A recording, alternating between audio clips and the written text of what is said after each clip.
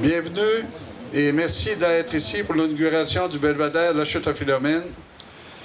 Même si je suis ni maître ni cérémonieux, c'est avec grand plaisir que j'agis comme maître de cérémonie pour l'inauguration du belvédère de la chute. La première chose que je vais vous mettre un peu, c'est en contexte. Pourquoi chute à Philomène? Je vais vous l'expliquer dans un bref détail.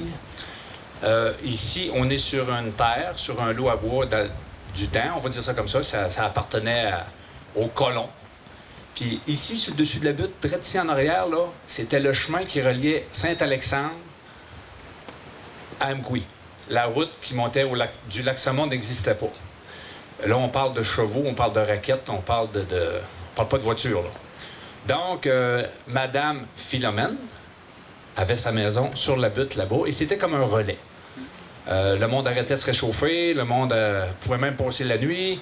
C'était une madame très recevante. Fait que du nom des chutes à Philomène parce que la chute était sur sa terre. Fait que pour faire une histoire courte, c'était ça. Je disais tantôt, Saint-Alexandre, chute à Philomène, c'est associé. Vous êtes à Rimouski, vous êtes à Québec, vous êtes n'importe où. De où tu viens? Saint-Alexandre-des-Lacs. Connais pas. Chute à Philomène. Ah! Je suis déjà allé, je sais ce que c'est. Fait que c'est vraiment Saint-Alexandre, chute à Philomène, ça va ensemble. Pour nous autres, quand André et c'est Serge, me semble, qui était avec lui, nous ont rencontrés pour nous présenter le projet. On a tout regardé au plafond un petit peu, puis à côté, on voulait dire « Wow, c'est quoi qui présente là, ces deux messieurs-là? » Fait qu'ils étaient tellement convaincus dans leurs affaires. On a donné l'aval, on a dit « Allez-y, go, vous avez toute notre autorisation et notre collaboration. » Donc, ça s'est mis en branle.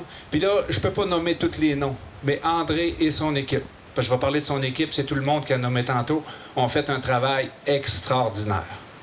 Je pense qu'il mérite une grosse main d'applaudissements. C'est spécial, cette réalisation-là. Nous, ici, à Saint-Alexandre, on veut continuer à développer les chutes. C'est pas facile, c'est quand même un site d'intérêt esthétique. On peut pas faire ce qu'on veut ici. Il y en a deux dans la vallée de Nabatapidia, ils sont tous les deux à Saint-Alexandre.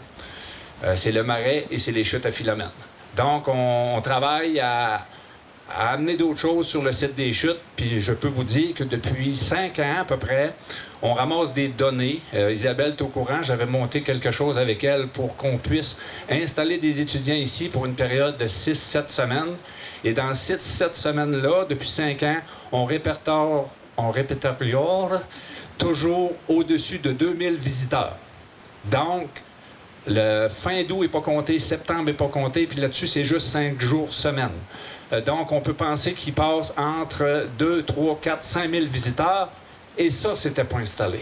Fait qu'avez-vous pensé, ça va être terrible durant les 2-3 prochaines années, avec Facebook, puis tous les médias sociaux aujourd'hui, qu'est-ce que ça peut représenter. Un gros merci aussi à tous les commanditaires qu'André a nommés tantôt. Puis, encore une fois, bienvenue sur le site. J'espère que vous allez revenir. Il y a une autre affaire que je peux vous dire. La chute à Philomène, elle est très belle aussi l'hiver et elle est différente à chaque mois. Ça vaut la peine de prendre ses raquettes puis de venir faire un tour ici puis de regarder le module de gros coussins gonflables que ça fait dans le fond de ça. Fait que là-dessus, André vous a invité tantôt. On vous invite à notre salle municipale. Venez prendre un petit goûter, puis on pourra jaser encore. Fait que, encore une fois, merci beaucoup, André et ton équipe, pour le merveilleux travail que vous avez fait. Je vais vous parler un peu du pourquoi de ce belvédère-là. Pourquoi avoir mis un belvédère? La raison est simple, c'est que c'est le président. Descendre dans le fond, il n'était pas capable. En fait, il était capable, mais c'est pour la remontée que c'était plus difficile. Ça fait que moi et Serge, on s'est dit, il faut faire de quoi. Donc... T'as assez parlé. Donc, on a dit, bon, ça prendrait une façon de voir ce belvédère-là, de voir les chutes sans avoir nécessairement l'obligation d'aller en bas. Pour venir à la chute l'hiver, c'est très beau l'hiver aussi. Donc, on s'est dit, ça prend un point d'observation. Au départ, c'était seulement ça. Mais en faisant le tour du site, on se rend compte rapidement que c'est impossible d'avoir un point d'observation simple. La réponse la plus simple, c'est le belvédère que vous voyez ici. Il fallait pouvoir s'avancer au-dessus du vide pour réussir à voir la chute, étant donné qu'elle était au fond d'un fer à cheval.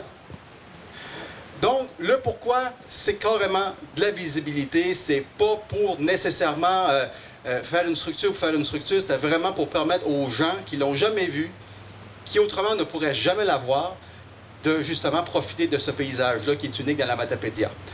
Le principe, c'est simple. Pour aller au-dessus du vide, vous avez le choix un hélicoptère. Vous avez le choix de construire une rampe en terre pleine, remplir le ravin pour avoir de quoi de solide, ou d'avoir une structure qui vous amène au-dessus de ce vide-là. Comment est-ce qu'on fait ça sans dépenser, avoir des budgets extraordinaires? C'est simplement avec, comme vous le voyez, une grosse balançoire. Le belvédère, c'est une grosse balançoire. Le point de pivot est à la crête. Et on a mis un contrepoids ici. Et on marche sur l'autre bout, tout simplement. Vous direz, pourquoi tout le monde ne fait pas ça? Pourquoi il y a des belvédères compliqués, etc., etc.? C'est que souvent, les belvédères, c'est ce qu'ils font, mais on ne s'en rend pas compte. Si vous allez sur le belvédère du fer à cheval dans le Grand Canyon, qui est en passant à l'entour de 21 mètres de portée, ici, vous en avez 20. C'est quand même une infrastructure qui est très intéressante en termes d'ingénierie, en termes d'accès, et à un coût beaucoup moindre que beaucoup des belvédères que vous allez pouvoir rencontrer. Pourquoi? Bien, c'est que chaque élément a été pensé pour avoir deux fonctions, tout le temps. Plan A, plan B, comme dans la vie. C'est-à-dire qu'ici, vous avez le plancher, mais en même temps, c'est le contrepoids. Ici, vous avez des bancs, mais c'est en même temps les garde-corps. Ici, vous avez une arche qui rappelle un peu l'arrière d'un bateau. C'est en même temps l'arche qui soutient les câbles. Les garde-corps, etc. Tout a deux fonctions, de sorte qu'il n'y a rien pour rien. C'est facile de faire compliqué, mais c'est souvent compliqué de faire simple. Donc, ce qui a l'air simple est souvent très intelligent. Maintenant, le belvédère, la forme générale, c'est un bateau. C'est pas un hasard, c'est voulu, c'est un bateau. Au lieu de s'avancer sur l'eau, on s'avance dans l'air. Donc, vous avez la forme effilée, en forme de triangle, oui. Mais la forme de triangle a aussi l'avantage de permettre une plus grosse surface ici pour le contrepoids. Ah, plan A, plan B. L'arche qui est là, oui, c'est le derrière d'un bateau, mais comme je vous disais, c'est aussi c'est le gaillard d'arrière d'un bateau. Les garde-corps ainsi que le gaillard d'avant à l'avant, le pont qui est surélevé. Le mât à l'avant, c'est une idée de G. Leroy. Ça dans la même continuité. C'est le mât de Beaupré. Les mâts ici à l'arrière, ça fait beau, oui, mais c'est encore là. Des mâts sur un bateau, c'est pas rare. Donc, vous voyez, c'est vraiment l'idée d'avoir un navire. Au niveau de la capacité, la force de cette structure-là, c'est que vous pourriez mettre jusqu'à, si vous trouvez la place, de mettre minimum 80 personnes sur le belvédère. Et à ce moment-là, vous auriez encore un facteur de sécurité de 10. Ça veut dire que théoriquement, vous pourriez mettre 800 personnes. C'est impossible, là. Mais c'est le facteur de sécurité, c'est 10. Là, vous allez me dire, mais quand je vais sur le bout, ça bouge un petit peu. Oui, ça bouge un petit peu. Et c'est normal. Si vous allez sur n'importe quel pont, allez sur n'importe quel pont dans la région ici, à pied, et attendez qu'un véhicule lourd passe, vous allez sentir le pont, qui est soit en béton ou en acier. Le pont bouge. Mais quand on est en voiture, on s'en rend pas compte.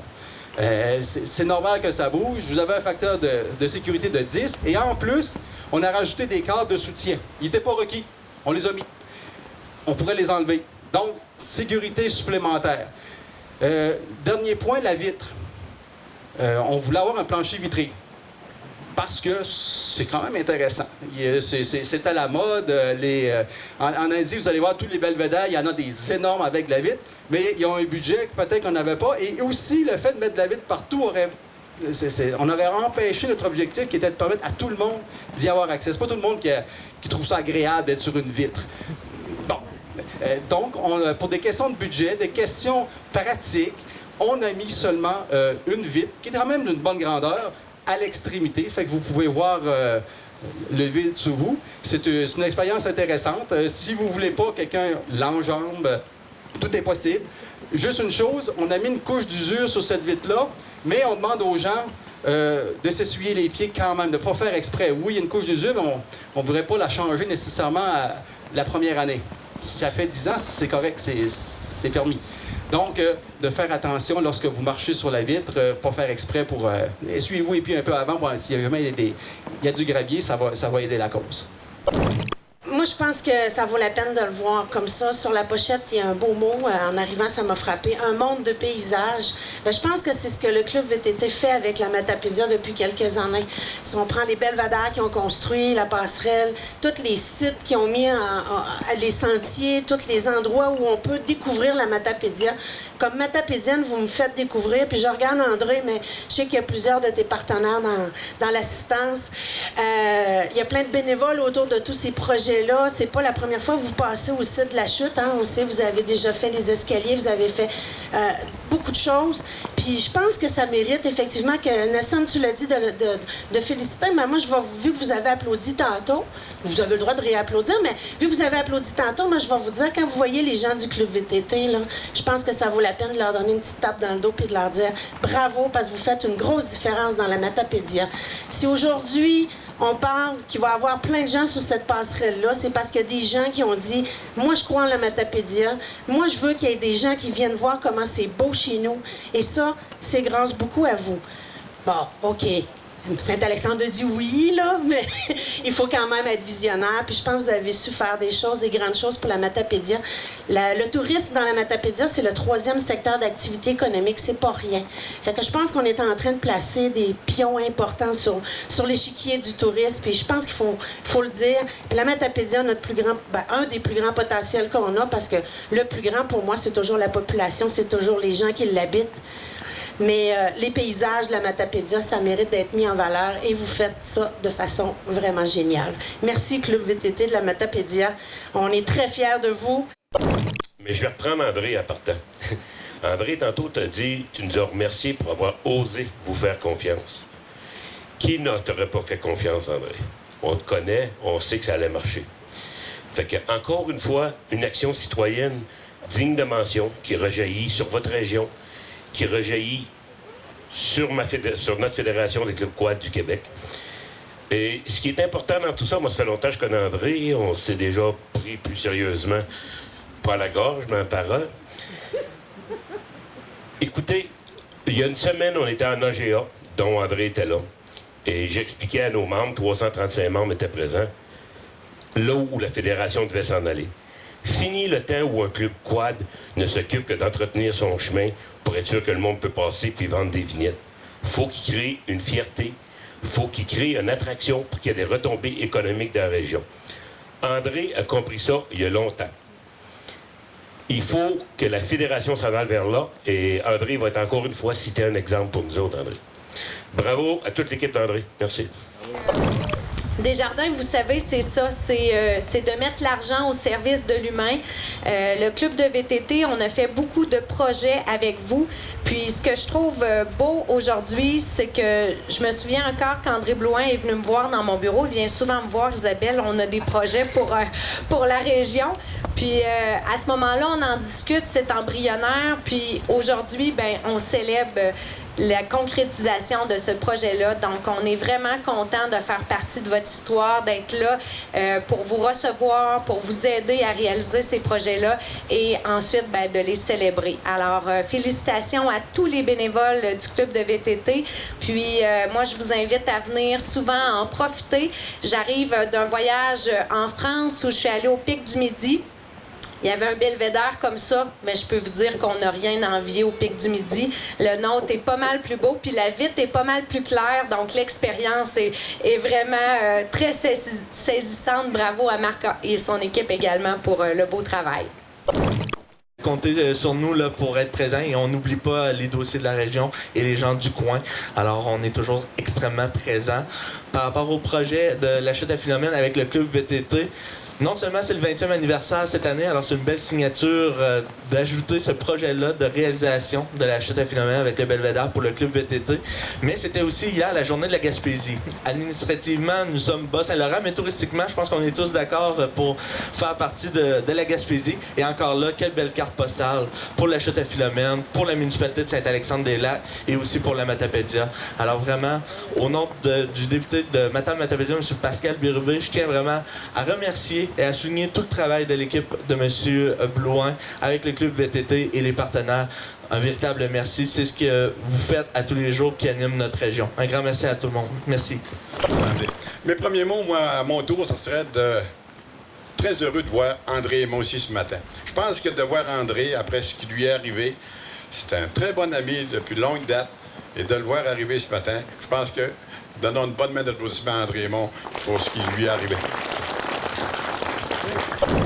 Permettez-moi d'abord de vous dire que notre député fédéral Rémi Massé aurait aimé être parmi les vôtres ce matin. Mais comme vous le savez, ses responsabilités de secrétaire parlementaire économique lui demandent de se déplacer un peu partout au pays. Et c'est pour cette raison qu'il ne peut se libérer ce matin. Mais c'est partie remise.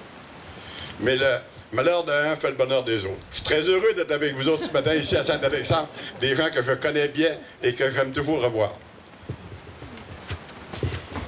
J'aimerais d'abord saluer le président du club VTT, André Blouin, et son équipe pour votre excellent travail. Notre député, Rémi Massé, a pu être un joueur important pour la réussite de ce magnifique projet. Monsieur Rémi Massé, votre député et le gouvernement fédéral sont heureux de vous annoncer qu'ils ont participé à la hauteur de 50 000 $, encore une fois pour ce magnifique projet du belvédère de la chute Philomène. Nous sommes davantage heureux que ce site touristique soit dans la Matapédia. En terminant, on va couper le ruban. C'est mon ami André qui va avoir ce privilège parce que le but premier du belvédère, c'était de permettre aux personnes à mobilité réduite de voir les chutes à Philomène parce qu'ils ne verraient jamais. Mais André, ils les avaient déjà vus avant, lui, le chanceux. Mais on va aller au bout tantôt, ensemble. Mais il va vous dire un petit mot, un mot, de la longueur qu'il voudra. Merci, André. Écoutez, quand André est venu me voir la semaine dernière, ou il y a 15 jours, pour me demander de venir faire l'inauguration, couper le ruban du belvédère, en m'expliquant qu'ils avaient eu l'idée de faire ça pour les personnes à mobilité réduite, j'ai pas pu résister. D'abord, c'est un vieux copain. On se connaît depuis plusieurs années, on a fait des choses ensemble. Puis, ça m'a permis aussi en même temps de répéter, de me dire, je peux encore répéter mon discours sur la sécurité en véhicules récréatifs. J'ai accordé une quinzaine d'entrevues l'hiver dernier dans différents médias au Québec pour parler de sécurité à motoneige. Parce que mon accident, moi, c'est un accident de motoneige qui aurait pu être évité si je n'avais pas été trop téméraire la soirée du 16 au 17 mars 2018. Mais c'est la même chose pour les quadistes. Il faut absolument éviter tous les pièges qui se rattachent aux activités de loisirs comme les véhicules récréatifs, comme les VTT et les motoneiges. J'ai rencontré, durant mon séjour de 8 mois à l'Institut de réadaptation de Québec, un jeune homme de 17 ans. Je vais l'appeler Félix pour protéger son identité, qui a eu un accident de VTT l'année dernière, à peu près dans ces dates-là. C'était pendant le G8 dans la région du Charlevoix. Et les hélicoptères ne pouvaient pas survoler la région pour aller le récupérer. Ça a pris 8 ou 9 heures pour aller récupérer Félix. 17 ans. Il est devenu tétraplégique comme moi. Hier, j'étais à l'Institut pour des injections de Botox, parce que le Botox, c'est pas fait seulement pour la beauté, là, c'est aussi un médicament. Non, parce que c'est pour la beauté, ça n'a pas marché. C'est aussi un médicament. On m'a annoncé évidemment que le jeune homme avait quitté il y a 2 mois l'Institut et qu'il n'y avait pas beaucoup d'espoir dans son cas de rétablissement plus que partiel. Dans mon cas, certains le savent, je marche. Je peux marcher maintenant avec l'aide d'une marchette ou encore avec l'aide de quelqu'un. Je peux marcher sans instrument. Mais quand même, mon message demeure le même. Il y a des pièges dans l'activité des véhicules récréatifs, autant en motoneige qu'en VTT. Il faut absolument que vous les évitiez, genre du quad. C'est important. La vitesse, l'alcool. Ce qui m'inquiète encore plus, c'est le cannabis maintenant qui est aussi accepté dans notre pays. Alors, il faut faire très attention. Rappelez-vous de Félix, 17 ans. Il avait toute la vie devant lui. Et un accident en VTT ou en motoneige, ça hypothèque pas seulement votre vie, ça hypothèque la vie de tout votre entourage, votre conjoint, vos enfants, tout votre entourage, vos amis, vos frères, vos sœurs, vos mères, vos pères. Tout le monde est touché par un tel accident. Alors, le plaisir dans la sécurité et dans la modération, à tout point de vue, c'est très important. Et bravo, André, pour ta réalisation. C'est extraordinaire, la réalisation de ton équipe. La seule chose que je déplore, c'est que tu avais une chance de mettre le Métapédia sur la carte des records. Il te manque 2 mètres. Ça, je t'en veux. C'était juste une pratique. OK. Alors, bravo, et encore une fois, sécurité, j'en vois beaucoup de quadistes ici, là. Modération à tous les points de vue. Bravo, merci beaucoup de m'avoir invité. Merci, André. Merci beaucoup. Je tiens à remercier les généreux commanditaires. Sans eux, rien ne serait possible. Merci au gouvernement du Canada et M. Rémi Massé, qui nous a donné le premier coup de pouce à un moment où l'on croyait la réalisation du projet rendue impossible. Merci au gouvernement du Québec et M. Pascal Bérubé par Tourisme Québec. Merci à la Caisse Vallée de la Métapédia pour encore une fois son aide précieuse et continue. Merci à la MRC de la Métapédia pour son aide encore une fois. Merci à Kéroul pour son soutien financier afin de doter le site de la chute à Philomène d'une toilette pour personnes à mobilité réduite. Merci à l'ATR Gaspésie, la Fédération québécoise des clubs quad, à la municipalité de Saint-Alexandre-des-Lacs, qui ont osé croire en nous dès la présentation du projet. Et merci à Québécois de Bas-Saint-Laurent et ses 9 clubs de quad pour son important soutien financier. Merci également à Select Hotel, Innovation Amérique, Garage André Hallé et Fils, Auberge Ambassadeur pour leur généreuse commandite. Et merci également à l'Hôtel Rimouski, Automobile Villeneuve, le Garage Jean-Marie Villeneuve, la Vallée de la Framboise de Saint-Alexandre-des-Lacs, c'est eux autres, la Ville d'Amqui et le Garage Yvan Thibault pour leur charitable commandite. Merci également à Construction d'Équerre, l'entrepreneur général. Merci à l'atelier G. Leroy pour la structure de métal et merci à Innovation Amérique, particulièrement Marc Thériault et Éric Eppel pour la conception, la surveillance des travaux et pour leur temps bénévole à la cause métapédienne.